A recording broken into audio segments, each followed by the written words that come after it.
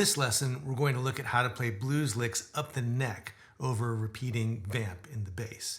If you want to download the tab for the examples I just played, you can go to the link below or the link on screen to sign up for my weekly newsletter and get a PDF with all the licks that I just did. And if you're looking for clear, organized, ongoing lessons to become a better fingerstyle blues guitar player, go to fretboardconfidential.com and check out all the information on my monthly membership, the Fingerstyle 5. Okay, so the idea is we're starting off with this bass line that goes like this.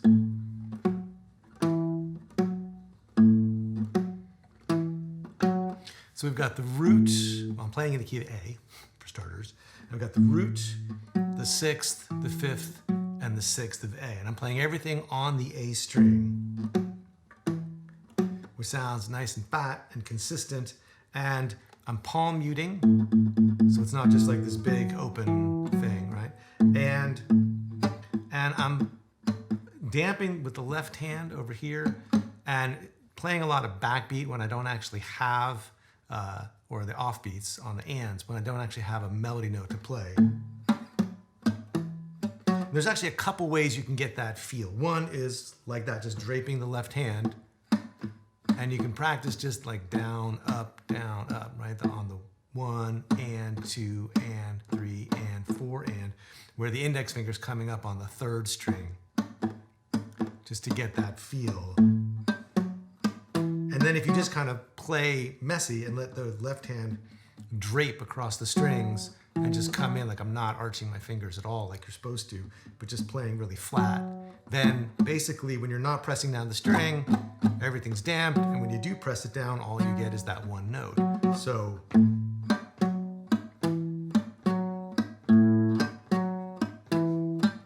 and there's another way to kind of get that kind of rhythm and percussion into the bass, which is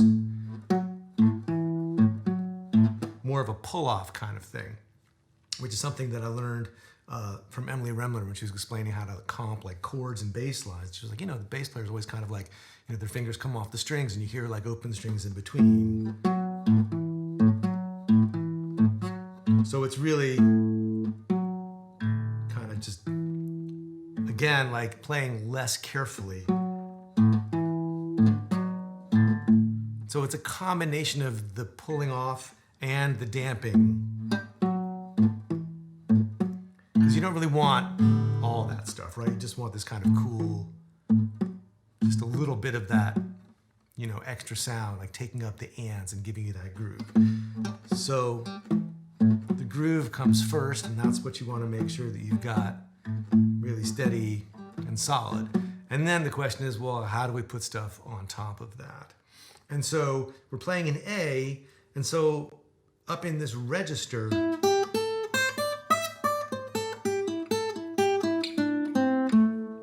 things are going to be focused around this root and around this root. And I'm playing basically A minor pentatonic, except that I'm thinking of it a little bit more diagonally, like, at this point, instead of going across the neck like that, I want things that are up here because this is where the bass notes are going to be. So there's the root, the flat third, the fourth, the fifth, the flat seven, the root, the flat third, the fourth, and the fifth. So for starters, it's just, well, can you keep the root on top? And it's almost like an exercise to play that opening lick and just keep the root on all the downbeats, just picking with the middle finger on the second string. And whatever finger is good. Like you can move around the index finger, or you can play index and ring.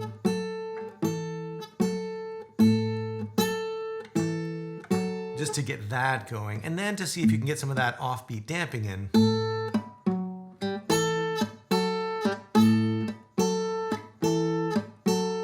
And it may be sort of messy at first, and it may not work to do it on every note. Especially when you've got, the open A, like there's a lot of gunk that's going to come along with that if you do all that offbeat stuff. But just sort of experiment around and try to find that pocket where you can get the melody, you can get the bass, and maybe get a little bit of something happening on the ands, on the offbeats. And so then, you sort of start to try to match up a different note. And kind of the whole sleight of hand thing is that you try to do stuff when you've got the open A, right? So right, you don't have to hold down anything in the bass to get that on the downbeat. So it's the flat 7 and the root on one and then you're back in with the bass. So just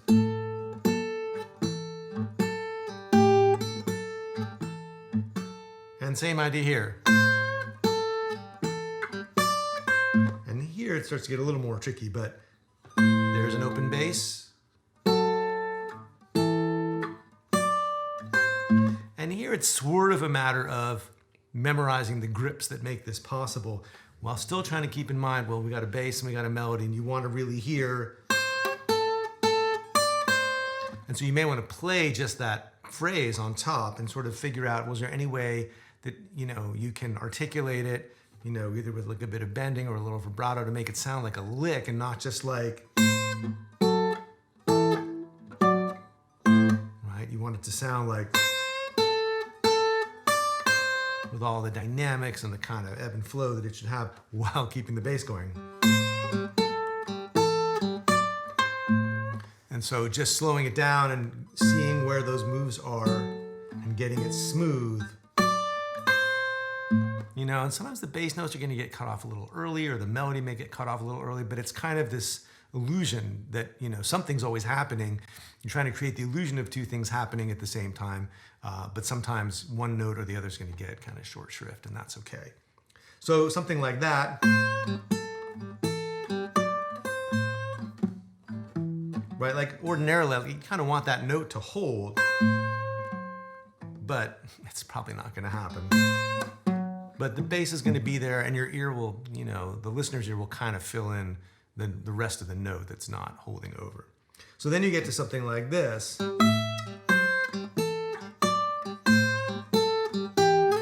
And again, it's mostly downbeats. And there's that one again. Right? So it's just, again, you're only playing two notes ever at a time. Bass and melody.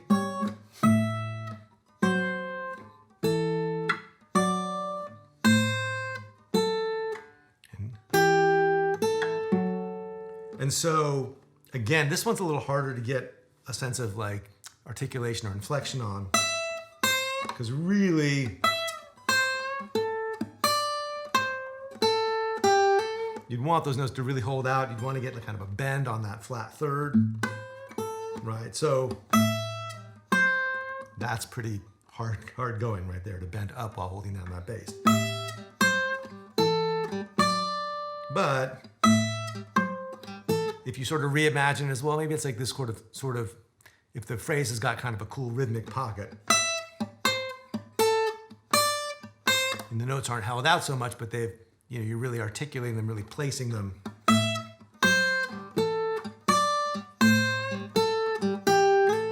And then you can slide that last one up and give it a little vibrato before the bass comes in. And then however that one ends. So again, it's like taking a specific blues lick. Oh yeah, that one. So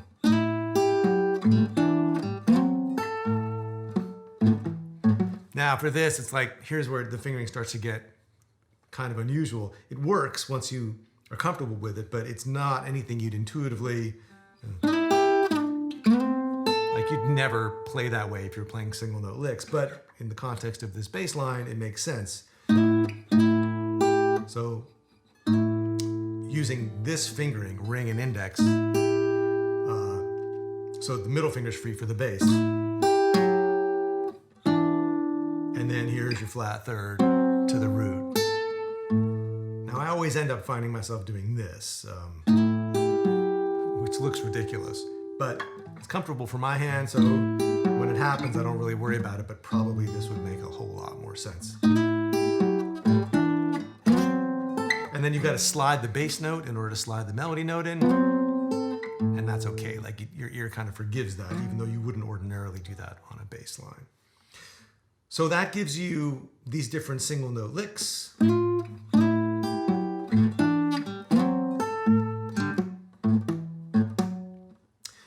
And then you can play off of this root too.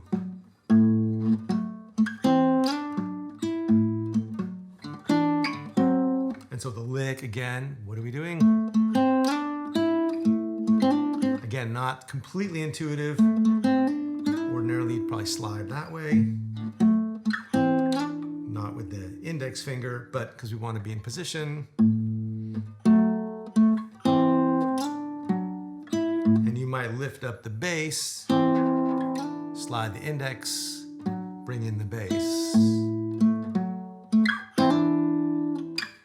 Again, there's that position again, getting the flat third on top on the 10th fret of the 4th string.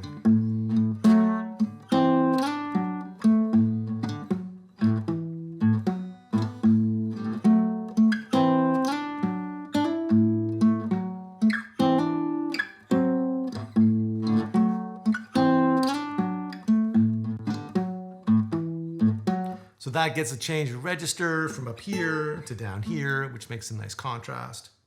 And then finally, some double stops. Because what's a blues vamp without some double stops like that, right? So, and again, like you could find a way to hold this, but it's cool if it slides in and then it's gone to get the bass line. So got this double stop, just the bass, anticipating on the and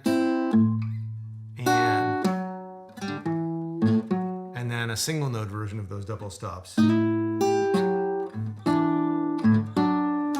now we're going backwards in another kind of counterintuitive, you know, you would never do that if you were just playing in the box, but if you're here and you got to get to that note, it's a way to get a cool slide, to cool articulation. And there's that fingering again.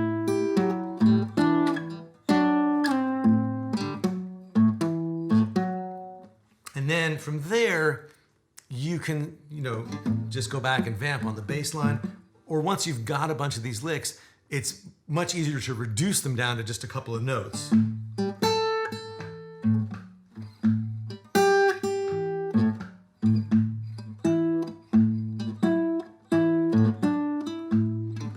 Or just, you know, grab little bits.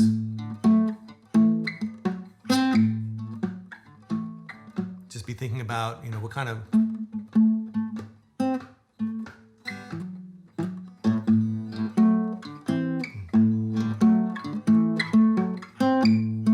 takes us back to the beginning of just going, well, can you just grab this root? What does it take to finger that root? And then just, you know, do something rhythmic with it.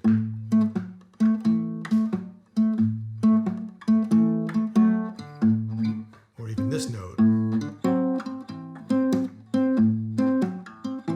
Or the 5th. Or the 7th.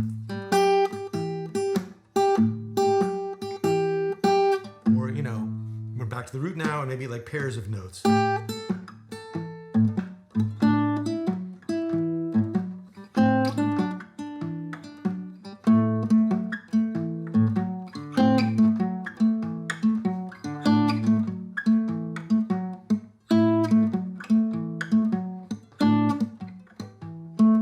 Right, so you can make little exercises up that will take you towards these longer licks, and it's all just based around just, you know, simplifying things to go, well, like, what if I have one note? What if, and I'm just playing it on the beat? What if I have one note and I'm syncopating it? What if I have two notes and I'm syncopating them? You know, and just that'll gradually help you teach yourself those positions so that you can then eventually start to improvise with it. So again, if you want to download the tab for all of those opening licks, just go to the link below or the link on screen, sign up, download the PDF, and for more information on the ongoing lessons that I give as part of my Fingerstyle 5 membership, go to fretboardconfidential.com to check all of that out, and I'll see you next time.